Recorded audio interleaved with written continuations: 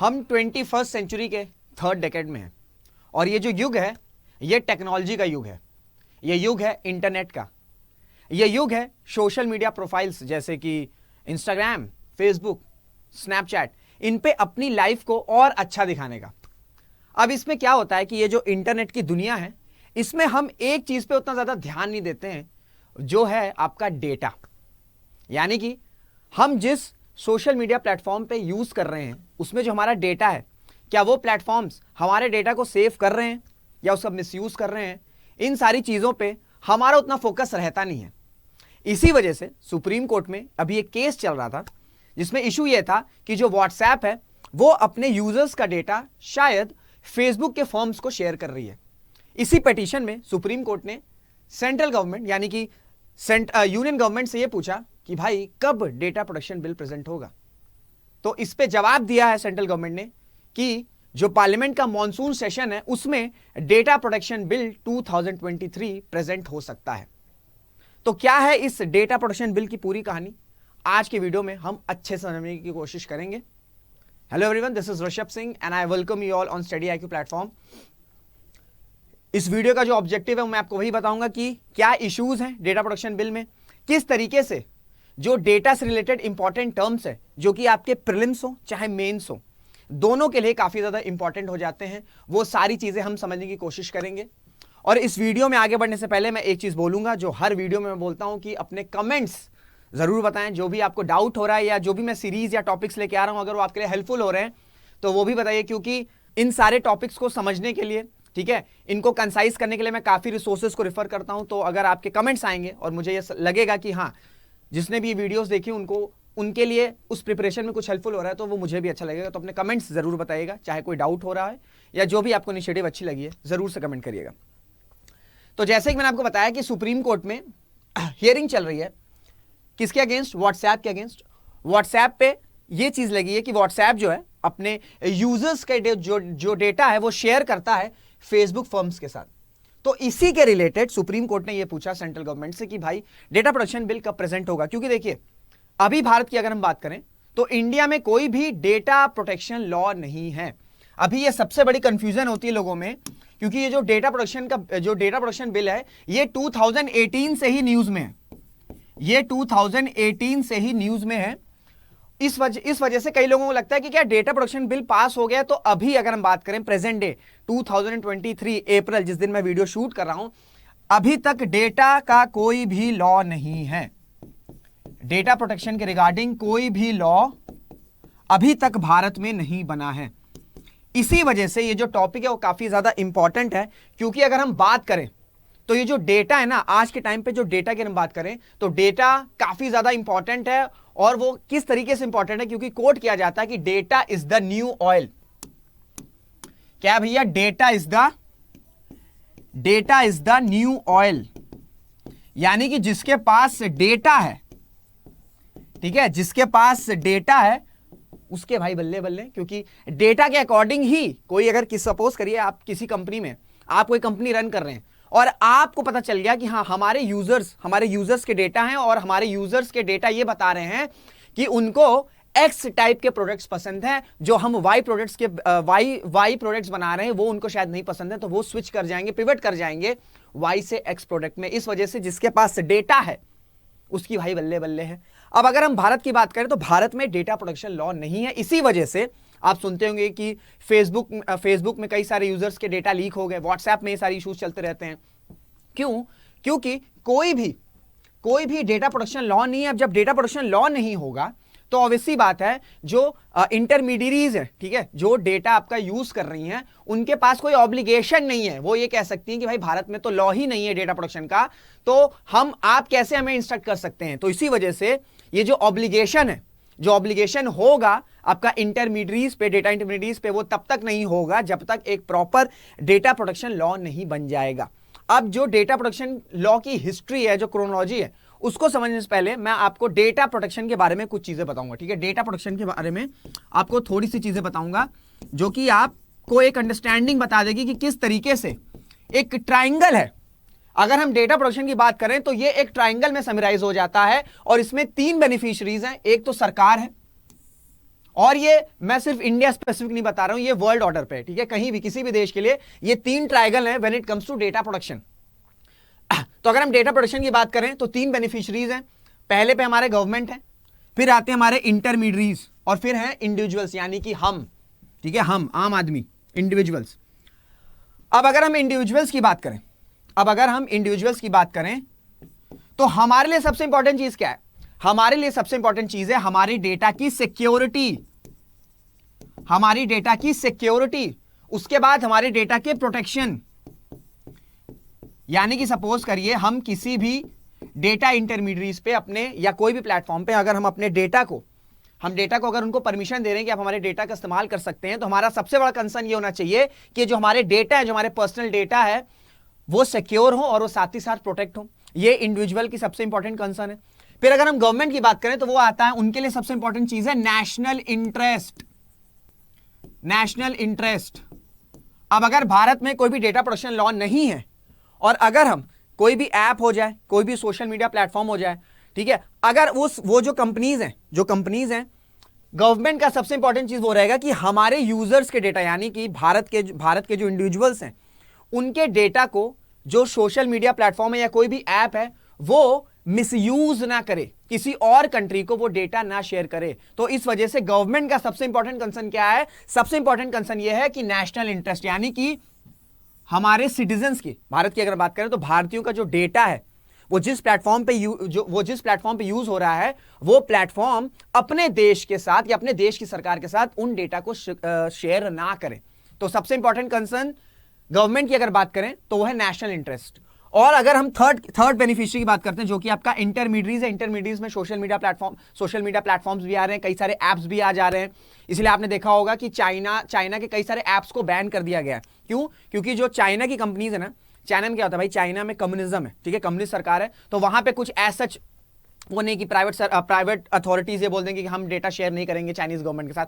हालांकि वो लोग खुल के नहीं बोलते हैं, पर ये चीज सबको पता है कि हर तरह की जितनी भी प्राइवेट एंटिटीज है उन पे कंट्रोल है चाइनीज अथॉरिटीज का, चाइनीज सरकार का। तो इस वजह से इंटरमीडियरीज जो आपके डेटा इंटरमीडियरीज हैं, इनका इंपॉर्टेंट कंसर्न क्या है? इनका इंपॉर्टेंट चीज है ऑब्लिगेशन, यानी कि ये इनकी जिम्मेदारी है कि ये इंडिविजुअल्स के डेटा को सिक्योर करें, ये ऑब्लिगेशन आता है। और साथ ही साथ जो गवर्नमेंट अगर इंस्ट्रक्शन दे रही है किसी भी डेटा इंटरमीडियरीज को कि भाई आप हमारे डेटा को सिक्योर रखिए क्योंकि हमारे नेशनल इंटरेस्ट की बात आ रही है, तो इंडिविजुअल से और गवर्नमेंट से डेटा इंटरमीडियरीज पे क्या है? डेटा इंटरमीडियरीज पे ऑब्लिगेशन है। तो ये एक ट्राइंगल है।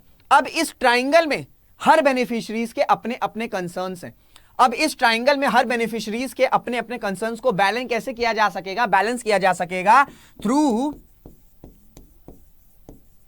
A proper data protection law.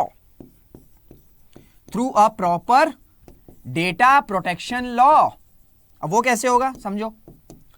Individuals हैं, मैं ठीक है, मैं एक आम आदमी हूं, मैं सपोज करे फेसबुक पे हूं, ठीक है, फेसबुक ने मेरे डेटा को शायद किसी फर्म्स के साथ शेयर कर लिया, मैं एग्जांपल के तौर पे बता रहा हूं, शेयर कर लिया।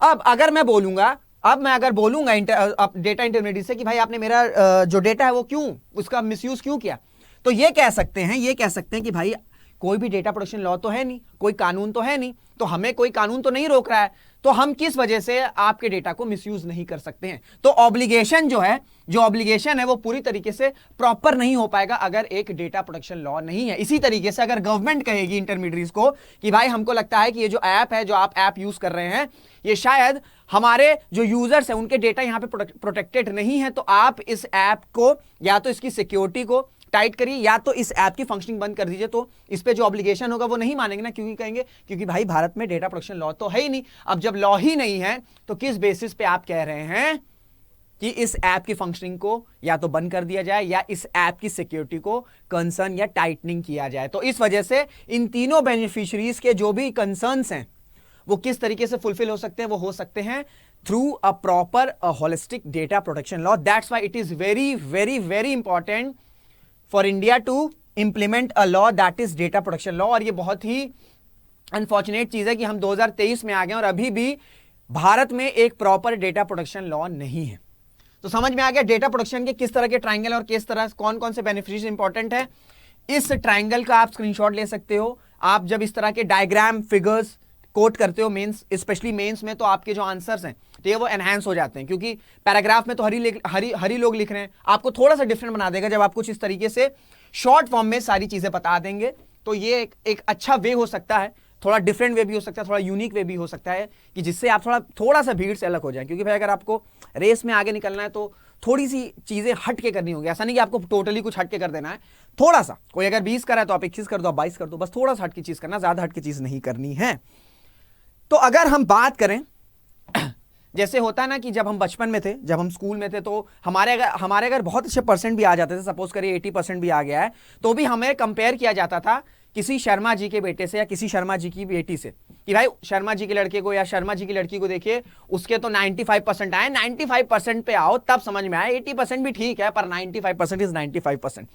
उसी तरीके से जब डेटा प्रोटेक्शन लॉ बनाने की बात आएगी, तो एक बेंचमार्क अगर हम देखें, दुनिया में अगर हम बेंचमार्क देखें, तो वो है यूरोपियन यूनियन का जनरल डेटा प्रोटेक्शन रेगुलेशन।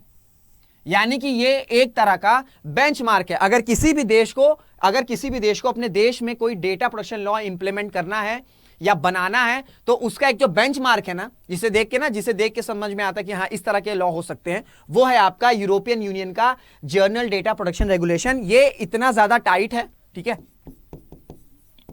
ये इतना ज्यादा टाइट है, इसमें सारी चीजें हैं जो भी कंसर्न्स है तीनों बेनिफिशियरीज के जो मैंने आपको बताए हैं, B it government, B it intermediaries, B it individuals, ये सारे बेनिफिशियरीज के जो डाउट्स हैं या जो कंसर्न्स है उसको बहुत ही अच्छे से रिजॉल्व किया गया है। आपसे प्रीलिम्स में, स्पेशली स्टेट पीएससीज के प्रीलिम्स में ये डायरेक्टली पूछा जा सकता है कि जनरल डेटा प्रोटेक्शन रेगुलेशन ये भैया किस देश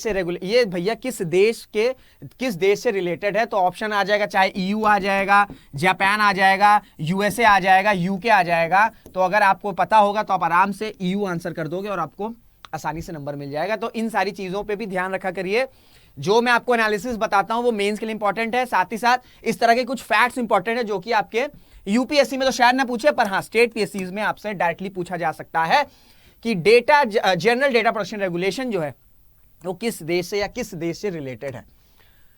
अब हम थोड़ा सा देखेंगे कि भारत में डेटा की बातें शुरू कहां से हुई। ठीक है, भारत में डेटा की बातें शुरू कहां से हुई।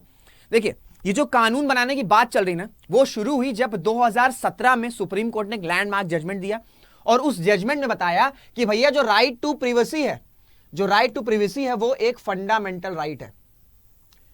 अब आपको मैं एक टास्क दे रहा हूं, आपको बताना है कि किस जजमेंट में, किस फेमस केस में, सुप्रीम कोर्ट के किस फेमस केस में यह जजमेंट आया था कि right to privacy is a fundamental right. Question समझ में आ गया? आपको कमेंट में आंसर देना है कि कौन सा वो फेमस सुप्रीम कोर्ट का जजमेंट था जिसमें यह कहा गया था सुप्रीम कोर्ट के द्वारा कि right to privacy is a fundamental right. तो ये किस फेमस जजमेंट में आया था, ये आपको कमेंट करके इसका आंसर पिन डाउन करना है। तो देखिए, डेटा प्रोटेक्शन लॉ, ठीक है, डेटा प्रोटेक्शन को लॉ में बनाने की बात कब से शुरू हुई? जब से सुप्रीम कोर्ट ने बोला कि भाई right to privacy fundamental right है। यानी कि अगर कोई भी राइट अगर वो फंडामेंटल राइट हो गई है तो अब सरकार के ऊपर ऑब्लिगेशन है कि इस राइट को बचाने के लिए, प्रिवेसी की राइट को बचाने के लिए एक कानून बनाया जाए। इसके बाद से ही 2017 के बाद से ही ये सारी चीजें शुरू हुई थी। इससे पहले इतना ज्यादा डेटा प्रोटेक्शन की बात नहीं की जाती थी, क्योंकि उस वक्त ये डेटा, अगर हम राइट टू प्रिवेसी की बात करें तो वो एक फंडामेंटल राइट नहीं था। 2017 में जब ये सुप्रीम कोर्ट ने बोल दिया कि भाई right to privacy fundamental right है, तो अब ये ऑब्लिगेशन आ गया स्टेट गवर्नमेंट्स पे, सेंट्रल गवर्नमेंट पे, कि किस तरीके से जो इंडिया के यूजर्स हैं, जो इतने ज्यादा इंटरनेट पे एक्टिव हैं, उनके डेटा को किस तरीके से बचाया जा सकता है, क्योंकि now from onwards right to privacy is a fundamental right. तो 2017 में जजमेंट आया, लैंडमार्क जजमेंट आया। उसके बाद उसी साल एक कमेटी फॉर्म की जिसका नाम था justice BN Srikrishna committee. इनका काम यह था कि एक होलिस्टिक रिपोर्ट प्रिपेयर करनी है, एक होलिस्टिक रिपोर्ट प्रिपेयर करनी है कि किस तरीके से एक रोड मैप प्रिपेयर हो सकता है कि भारत में डेटा प्रोटेक्शन लॉ बन सकता है। तो इन्होंने 2018 के अराउंड इन्होंने अपनी रिपोर्ट सबमिट करी और इन्होंने कुछ इंपॉर्टेंट टर्म्स जो है वो एक्सप्लेन किए, जो कि आपके लिए प्रीलिम्स में बहुत ज्यादा इंपॉर्टेंट है। तो उन टर्म्स को मैं आपको बताऊंगा। सबसे पहले डेटा प्रिंसिपल्स, डेटा फ्यूडिशरीज, ये क्या होते हैं इसको डिफाइन किया, साथ ही साथ इन दोनों का रिलेशनशिप क्या है, इन दोनों चीजों को बताया। तो अब अगर मैं आपको डेटा प्रिंसिपल्स बताऊं, भाई डेटा प्रिंसिपल सिंपली चीज ये होता है कि जिनका डेटा यूज हो रहा है, यानी कि हम और आप, अगर हम किसी इंटरमीडिएट किसी डेटा इंटरमीडिएट पे हैं या किसी प्लेटफॉर्म पे अपने डेटा को हम शेयर कर रहे हैं, तो हम क्या हो गए, हम हो गए डेटा प्रिंसिपल्स। और डेटा फ्यूडिशरीज कौन हो गए, डेटा फ्यूडिशरीज यानी कि जिस प्लेटफॉर्म पे हम अपने डेटा शेयर कर रहे हैं वो हो गए डेटा फ्यूडिशरीज, यानी कि डेटा प्रिंसिपल जो हमारे हैं, यानी कि जो हम इंडिविजुअल, जो हमारे पर्सनल डेटा हैं वो हो गया। और डेटा फ्यूडरीज क्या होता है, डेटा फ्यूडरीज वो होते हैं, वो प्लेटफॉर्म्स होते हैं जिन प्लेटफॉर्म्स पे हम अपने डेटा शेयर कर रहे हैं। तो इन दोनों के रिलेशंस को डिफाइन किया, फिर साथ ही साथ कुछ इंपॉर्टेंट क्लॉजेस, कुछ इंपॉर्टेंट कंडीशंस लगाई कि किस तरीके से जो डेटा फ्यूडिशरीज है वो डेटा प्रिंसिपल्स या जो हमारे जो इंडिविजुअल्स के डेटा हैं उनको सिक्योर कर सकते हैं। तो सबसे पहली चीज तो ये पूछी कि राइट टू कंसेंट। अब आप कोई भी ऐप अगर डाउनलोड करते हो, बी इट आपका गूगल प्ले स्टोर हो गया या आपका ऐप स्टोर हो गया, तो उसमें कंडीशन आती है, उसमें आई एग्री नॉट एग्री लिखा रहता है और हम वो पढ़ते भी नहीं है और हम as it is I agree कर देते हैं। और उसमें छोटा सा क्लॉज कहीं मेंशन रहता है कि हम आपके डेटा को यूज कर सकते हैं। तो मतलब राइट टू कंसेंट ये है कि हम जो भी डेटा फ्यूडिशरीज है वो पूछेंगे डेटा प्रिंसिपल से कि हम आपके भाई डेटा जो है वो शायद शेयर कर सकते हैं फ्यूचर में, तो क्या आप रेडी हैं? अगर आप कंसेंट देंगे तभी हम शेयर करेंगे। पर बात यह है कि कोई भी उन क्लॉजेस को पढ़ता नहीं है। अब मैं आपको एग्जांपल दे रहा हूं, आपने इंस्टाग्राम डाउनलोड किया या आपने फेसबुक डाउनलोड किया है, कोई भी आपने सोशल मीडिया प्लेटफॉर्म डाउनलोड किया और उसमें अगर पूछा जाए कि हम आपके डेटा को शेयर कर सकते हैं आने वाले टाइम में, अगर आप एग्री करेंगे तो हम आपको अलाउ करेंगे हमारे प्लेटफॉर्म पे आने के लिए, और अगर आप एग्री नहीं करेंगे तो हम आपके अकाउंट को नहीं बनने देंगे या हम आपको अलाउ नहीं करेंगे कि आप हमारे प्लेटफॉर्म पे आइए। तो क्या आपका आंसर क्या होगा? क्या आप कंसेंट देंगे? मुझे लगता है मेजॉरिटी जनता जो है वो कंसेंट दे देगी, उन्हें इतना ज्यादा नहीं सोचना रहता है। तो इस वजह से सोशल मीडिया एक तरह का एडिक्शन हो गया, जिस वजह से ये राइट टू कंसेंट होने के बाद भी ठीक है पूछा जाएगा तो भी लोग जो है वो अग्री कर जाते हैं। पर ये एक्सप्लेन किया गया राइट टू कंसेंट, साथ ही साथ राइट टू फॉरगॉटन भी मेंशन किया। राइट टू फॉरगॉटन क्या होता है भाई? अगर सपोज करो मैं बहुत टाइम से सोशल मीडिया प्लेटफॉर्म पे हूं और अब मेरे को लग रहा है कि अब मेरे को सोशल मीडिया प्लेटफॉर्म से एग्जिट करना है, तो अब मैं ये चाहूंगा कि अगर मैं एग्जिट कर रहा हूं तो मेरे जितने भी डेटा हैं वो सारे के सारे डिलीट हो जाएं। क्योंकि क्या होता है ना कि अगर आप कोई आईडी डीएक्टिवेट भी कर दे रहे हो उसके बाद भी वो जो प्लेटफॉर्म है वो डेटा आपके सिक्योर करते हैं। तो राइट टू फॉरगॉटन यानी कि अगर मुझे लग रहा है कि अब मैं एग्जिट करना चाह रहा हूं, कोई भी सोशल मीडिया प्लेटफॉर्म में एग्जिट करना चाह रहा हूं या कोई भी ऐप से मैं एग्जिट करना चाह रहा हूं, तो मेरे जो डेटा है वो पूरी तरीके से इरेज हो जाए, पूरी तरीके से फॉरगॉट हो जाए। साथ ही साथ सबसे इंपॉर्टेंट चीज थर्ड क्लॉज था आपका डेटा लोकलाइजेशन। अब आप जितनी भी ये सोशल मीडिया प्लेटफॉर्म्स हो गए, जो ऐप्स हो गए, ये बहुत ज्यादा इंडिया में नहीं बनते हैं, ठीक है, आपके मोस्टली जो है फॉरेन कंट्रीज के रहते हैं। तो वो लोग क्या करते हैं, वो जो डेटा, जैसे हमारे जो डेटा है वो इंडिया में लोकलाइज नहीं करते हैं, यानी कि इंडिया में स्टोर नहीं करते हैं, वो अपने देश में ही स्टोरेज करते हैं। क्यों ऐसा करते हैं? सबसे पहले इंपॉर्टेंट चीज तो ये कि भाई इतना लार्ज डेटा है, ठीक है, इतना लार्ज डेटा है तो उसके लिए आपको एक एटमॉस्फेयर चाहिए जो कूलिंग एटमॉस्फेयर हो, तो इस वजह से काफी ज्यादा पैसे लगते हैं। तो वो चाहते हैं कि टेम्परेट कंडीशन में या टेम्परेट लोकेशन में ही आपके जो डेटाज हैं वो स्टोर हो जाए। तो इससे पैसा भी बचता है, और साथ ही साथ बहुत ज्यादा ऑब्लिगेशन भी नहीं होते हैं। तो इस चीज को भी सुनिश्चित किया जो बीएन कृष्णा कमेटी थी, उन्होंने बोला कि भाई भारत के यूजर्स का डेटा भारत में ही स्टोर होना चाहिए, ताकि हमें पता चल सके, सरकार को पता चल सके कि जो भी कंपनीज हैं, जो भी एप्स हैं, जो भी इंटरमीडिएट्स हैं, वो हमारे इंडिया के यूजर्स के डेटा के साथ क्या कर रहे हैं। क्योंकि अगर सपोज करिए इंडिया के बाहर ज्योग्राफिकली कोई बहुत दूर लोकेशन है, वहां पे अगर हमारे डेटा स्टोर्स हैं तो बहुत ज्यादा पॉसिबल नहीं होगा कि हम मॉनिटर कर सकें कि उन डेटा के साथ क्या हो रहा है। तो इस वजह से डेटा लोकलाइजेशन का भी जो क्लॉज है वो मेंशन किया गया। साथ ही साथ लास्ट क्लॉज ये मेंशन किया था डेटा प्रोटेक्शन अथॉरिटी, यानी कि एक डेटा प्रोटेक्शन अथॉरिटी होनी चाहिए। अगर मैं इंडिविजुअल हूं और अगर मुझे लग रहा है कि जो डेटा फ्यूडरीज हैं वो मेरी बात नहीं सुन रहे हैं, या शायद वो मेरा डेटा मिसयूज कर रहे हैं और वो मेरी बात नहीं सुन रहे हैं, तो मेरे पास एक ऑप्शन होना चाहिए कि मैं एक डेटा प्रोटेक्शन अथॉरिटी को कंसल्ट कर सकता हूं और उनसे बता सकता हूं कि भाई ये मेरे डेटा के इश्यूज हैं, आप प्लीज इसको थोड़ा सा चेक करिए। फिर डेटा प्रोटेक्शन अथॉरिटी की जिम्मेदारी हो जाएगी कि किस तरीके से मेरा डेटा, जो मेरी शिकायत है डेटा के रिगार्डिंग, मेरे पर्सनल डेटा के रिगार्डिंग, उसको रिजॉल्व कर सकती है। तो ये 4-5 कुछ इंपॉर्टेंट चीजें दी गई थी क्लॉज में। मैंने आपको मतलब भी बता दिया, डेटा प्रिंसिपल क्या होता है, डेटा फ्यूडरीज क्या होता है, ये भी मैंने आपको बता दिया। ये काफी ज्यादा इंपॉर्टेंट चीजें आपसे प्रीलिम्स में एज इट इज भी पूछा जा सकता है। अब देखिए, ये जो कमेटी ने रिपोर्ट प्रेजेंट करी, अब ये जो बिल है ये प्रेजेंट हुआ था आपका 2019 में। अब जैसे ये 2019 में प्रेजेंट हुआ, भाई गजब का बवाल मचा था आपका पार्लियामेंट में, क्योंकि जो ऑपोजिशन थे उन्होंने कुछ ऐसी चीजें बताई। उन्होंने बोला कि ये जो बिल प्रेजेंट हुआ है, इसमें कई लोगों को कुछ एग्जेम्पशंस मिले, स्पेशली आपकी जो गवर्नमेंट एजेंसीज हैं, सिक्योरिटी एजेंसीज हैं, उनको कई सारे एग्जेम्पशंस मिले हैं। तो इस वजह से यह बोला गया अपोजिशन के द्वारा कि ये जो बिल है ये कहीं ना कहीं एक सर्विलांस की तरह काम कर सकता है, एक मास सर्विलांस की तरह काम कर सकता है। इस वजह से ये जब बिल प्रेजेंट हुआ था तो काफी ज्यादा प्रोटेस्ट हुए थे ऑपोजिशन में, वॉक ओवर भी हो गया था। इस वजह से ये जो बिल है, हालांकि जिन्होंने बिल प्रेजेंट किया था आपका बीएन श्री कृष्णा कमेटी ने, इन्होंने खुद बोला था कि ये जो बिल गवर्नमेंट ने प्रेजेंट किया है ये वैसा बिल नहीं है जो हमने बताया था, क्योंकि इन्होंने कई सारे एग्जेम्पशंस जो हैं कई एजेंसीज को एग्जेम्पशन दिए थे और कहीं ना कहीं इस बिल में यह था कि सरकार के पास थोड़ी ज्यादा अथॉरिटी हो सकती है कि वो डेटा को कैसे किस तरीके से यूज कर सकते हैं। तो इसी वजह से काफी ज्यादा प्रोटेस्ट हुआ था। उसके बाद ये जो बिल है ये आपका ज्वाइंट पार्लियामेंट कमेटी के पास चला गया था, उन्होंने कुछ चेंजेस बताया। उसके बाद 2022 में यह हुआ कि सरकार ने बोला कि हम ये जो डेटा प्रोटेक्शन बिल है हम इसको विड्रॉ करते हैं, हम इसको विड्रॉ करते हैं और उन्होंने बोला कि हम एक नया सेट ऑफ बिल जो है उसको प्रेजेंट करेंगे, एक नया सेट ऑफ बिल जो प्रेजेंट करेंगे। उसका अभी जो ड्राफ्ट है उसका वो अभी पब्लिक किया गया है और पब्लिक से सजेशंस मांगे गए हैं। ये सरकार ने सुप्रीम कोर्ट में बोला है कि जो डेटा प्रोटेक्शन बिल 2023 है उसका ड्राफ्ट जो है वो पब्लिक कर दिया गया है। पब्लिक से सजेशंस मांगे गए हैं कि क्या सजेशंस हो सकते हैं और चांसेस हैं कि जो मॉनसून